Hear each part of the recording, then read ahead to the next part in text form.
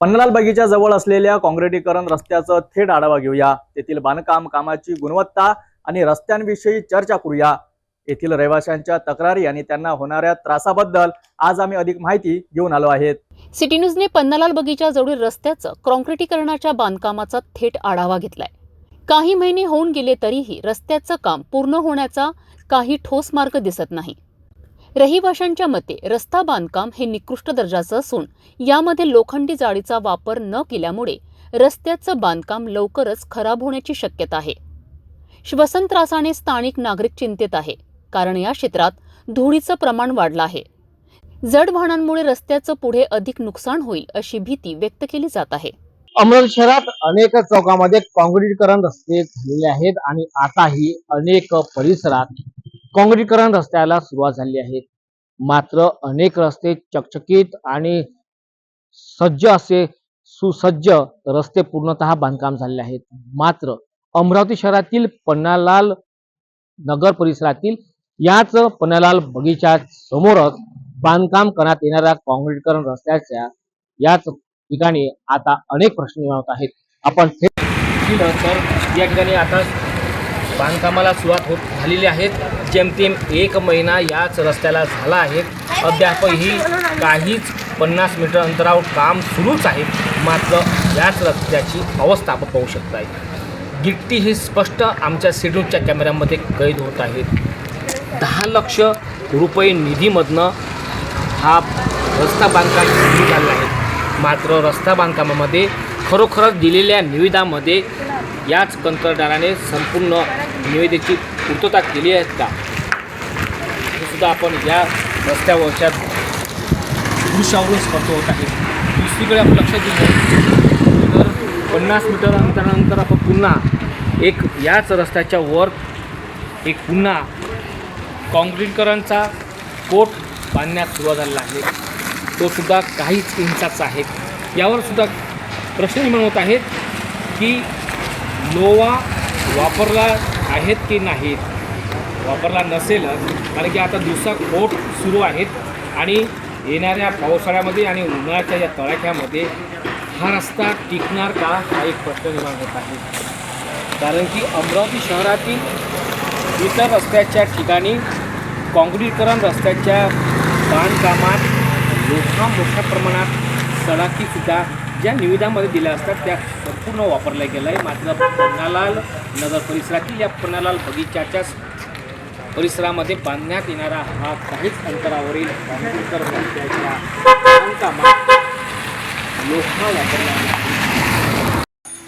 रस्त्यामध्ये बऱ्याच वेळेस सांगितलं की बाबा हे काम व्यवस्थित झालेलं नाही आणि सिमेंट धूळ उडते त्यासाठी, कारण कॉन्ट्रॅक्टरनाही सांगितलं, जे काम करणार आहे त्यांनाही सांगितलं। याबाबत मिलिंद बांबल साहेब जे आहेत नगरसेवक, यांनी पुष्कळ मदत केली आम्हाला।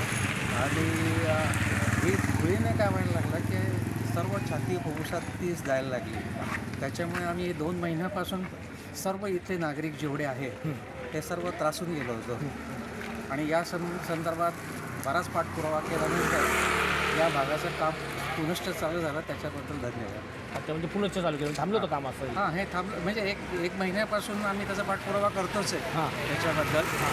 पण आता त्यांनी त्याच्यात योग्य सुधारणा करून काम करायचं काम सुरू। पहिला कोट झाला आहे, दुसरा कोट आता सुरुवात केलेला आहे। तर म्हणजे लोहा वापरला की नाही? आता आपण स्थानिक नागरिक आहात, आतमध्ये लोह त्यांनी वापरला आहे, पण सिमेंटचा जो प्रॉब्लेम आहे, सिमेंट उडून घरामध्ये जे येतं, आता हे तुम्ही इथे पाहताय प्रत्यक्षात ते जे दिसतं आहे तुम्हाला, एक गाडी जरी गेली तर केवढा मोठा धुराळा उडतोय। म्हणजे पहिल्या कोटमध्ये लोहा याने खाली वापरला आहे। लोहा त्यांनी म्हणजे जाळ्या वापरल्या होत्या, पण हे जे सिमेंट उडतं आहे आणि त्याच्यामुळे आरोग्याला जो म्हणजे आरोग्याला जो त्रास होतो आहे त्याचा जो प्रॉब्लेम आहे तो कमी व्हायला पाहिजे। कारण इथे सर्व सिनियर सिटीजन्स आणि श्वासोच्छवासाचे त्रास कोणाला काय झाले तर फार अडचणीच्या गोष्टी होतात। त्याच्यासाठी आम्ही आता सर्व पाठपुरावा केला आणि त्यांनी ते मान्य केलं। लोखंडाच्या जाळी वापरल्याची माहिती येथे स्थानिक नागरिकांनी दिली आहे। त्यामुळे मी शब्दांची पुन्हा दुरुस्ती करतोय की पन्नालाल बगीच्यासमोर बांधकाम करण्यात येणाऱ्या काँक्रिटीकरण रस्त्यामध्ये आधीच्या या बांधकामामध्ये लोखंडी जाळी वापरली, मात्र या रस्त्यावर धुळीच्यामुळे श्वसनाचा त्रास येथील स्थानिक अनेक नागरिकांना होत आहे. सिमेंटचा जे उडत असलेले धुळीचे कण आहेत, अनेक नागरिकांना त्रास होतो आहे आणि अनेकांनी तक्रारसुद्धा दिलेल्या आहेत. 1 महिन्यापासूनही तक्रार दिलेल्या आहेत आणि त्यानंतर सुधारणा केल्याचे त्यांनी स्पष्ट केले. मात्र हा रस्ता बरोबर टिकणार का हे आतापर्यंत आपण सांगू शकत नाही, कारण की येणाऱ्या पावसाळ्यात या रस्त्याचं काय अवस्था होणार ती सुद्धा पाहणे गरजेचं आहे. काहीच अंतरापर्यंत हा रस्त्याचं निधी पास झालेले आहे. 10 लाख रुपयाची निधीमधनं बांधकाम सुरू करण्यात आलेलं आहे. मात्र याच रस्त्याच्या बांधकामामुळे येथील स्थानिक नागरिकांना त्रास निर्माण झालेला आहे.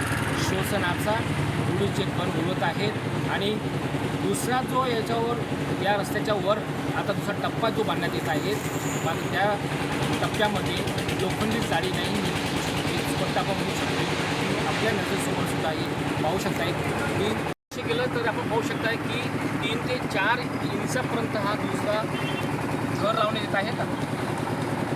हे जर आपण जर पाहणी केली 3 ते 4 इंचापासून आता दुसरा थर लावण्यास सुरुवात केलेली आहे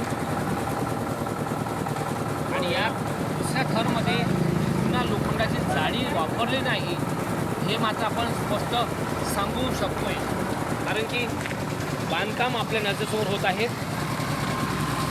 काँक्रीटीकरण रस्ता आणि दुसरा थर, या दुसऱ्या थरमध्ये लोखंडाची जाळी वापरली नाही. ती सुद्धा 3 ते 4 इंचापर्यंत उपलब्ध होते आणि येणाऱ्या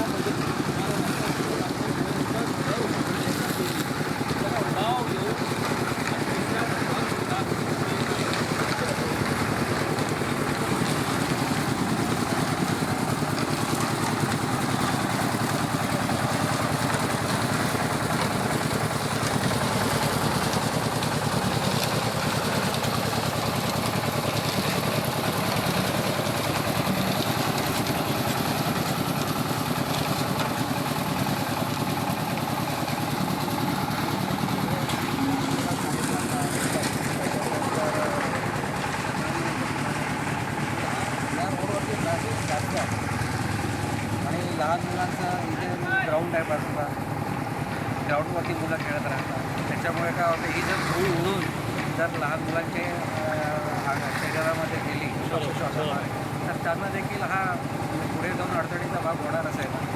त्याच्यामुळे दुसऱ्या थरमध्ये पण सुद्धा लोखंडी जाळी वापरणं आवश्यक होतं आहे. बरोबर आहे. हे टेक्निकल गोष्ट आहे थोडीशी. त्याच्यामुळे मी फार टेक्निकल नॉलेज नाही मला याचं. तरी आपण पाहिलं आहे अमृत शहरामध्ये जे बांधकाम झालं आहे, म्हणूनच ते काय खरं ह्या गोष्टी टेक्निकल ज्यांना नॉलेज आहे त्यांनी त्याच्यामध्ये थोडंसं इन्व्हॉल्वमेंट होऊन करायला. जड वाहने आपण म्हणता येईल रस्त्याने जड वाहने तर पुष्कळ जातं, काय स्कूल बसेस जातात, ट्रॅफिक आणि बाकी इतर प्रायव्हेट कार्स, स्कूटर्स, शाळेतल्या मुलांना येणारे जाणारे वाहनं हे भरपूर आहेत याच्यावरती. आणि लहान मुलं देखील चालत जातात तेव्हा जी ही सिमेंटची धूळ जी उडते ती सर्व त्यांच्या श्वसनामार्फत फुफ्फुसापर्यंत पोहोचते. त्याच्यामुळे लहान मुलांच्या देखील आरोग्याला हा धोका आहेच. आणि ग्राउंडवरती मुलांना खेळताना देखील या धुळीचा त्रास होतोय. नाही, कुठेही समजा इमारतीचं बांधकाम सुरू झाले समजा, तर रेतीचे ट्रक म्हणा, गिट्टी ट्रक जर वाहने गेले तर दबाव जर आला या रस्त्यावर, आता दुसरा टप्पा येणे सिमेंटचं बांधकाम सुरू हे झालेलं आहे. म्हणूनच म्हटलं की हा टेक्निकल मुद्दा आहे की याचा लोड बेअरिंग कसं असायला पाहिजे, किती असायला पाहिजे, किंवा त्याच्यामध्ये कुठल्या टाईपचं मटेरियल वापरलं असायला पाहिजे, हे तज्ज्ञांनी याची तपासणी करायला हवी. पन्नालाल बगीच्या जवळील रस्त्याचं काँक्रिटीकरण काम निकृष्ट दर्जाचं आहे आणि रहिवाशांना होणाऱ्या समस्यांचा गंभीर परिणाम होऊ शकतो. यावर त्वरित ठोस कारवाई होणं आवश्यक आहे. आशा आहे की संबंधित अधिकारी यावर लक्ष देतील. पाहत रहा सिटी न्यूज.